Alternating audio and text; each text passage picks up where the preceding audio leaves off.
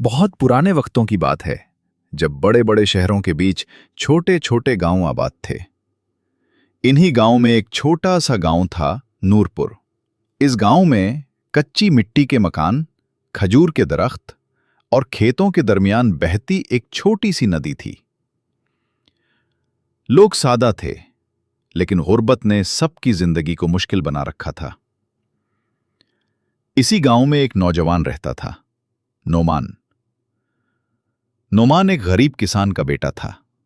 उसके वालिद कई साल पहले एक बीमारी के सबब वफात पा गए थे और अब घर की सारी जिम्मेदारी नोमान के कांधों पर थी।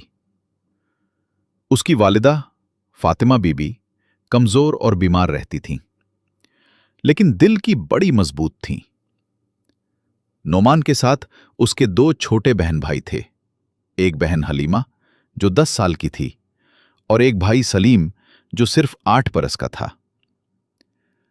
घर की हालत इतनी खराब थी कि कई कई दिन वो सब भूखे रहते। खाने के लिए कभी किसी हमसाये से रोटी मिलती, कभी पुराने अनाज का पैसा हुआ आटा। मगर फातिमा बीबी हमेशा कहती, बेटा नोमान, भूख से मर जाना कबूल है, लेकिन झूठ और हराम का नवाला मत खाना। अल्लाह साबिर को कभी तन्हा नहीं छोड़ता। ये अल्फाज नोमान के दिल में चराग की तरह जलते। वो जब भी थक जाता या मायूस होता, मां की बातें याद करके हिम्मत पकड़ लेता। एक दिन जब खाने के लिए कुछ भी न था, छोटा सलीम जिद करने लगा, भाई, मुझे भूख लगी है, खाने को क्या है? नैमान ने उसके बाल सहलाए और कहा, छोटे साबिर, अल्लाह रिस्क देने वाला है, कल तक देखना, कुछ न कुछ हो ही जाएगा। इस रात वो सब खाली पेट सो गए, लेकिन नौमान ने आसमान के सितारों की तरफ देखते हुए दुआ की, ऐ अल्लाह, मेरी मां की दुआओं को कबूल कर ले और मुझे इतनी हिम्मत दे कि मैं अपने घर वालों को भूख और गरीबी से निकाल सकूं।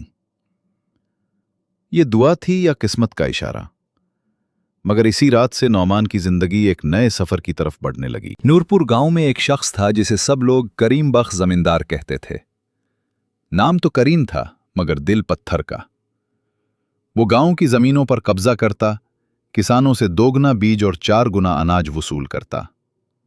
अगर कोई किसान कर्ज न चुका पाता तो वो उसके खेत छीन लेता और पूरे खानदान को मजदूर बना देता।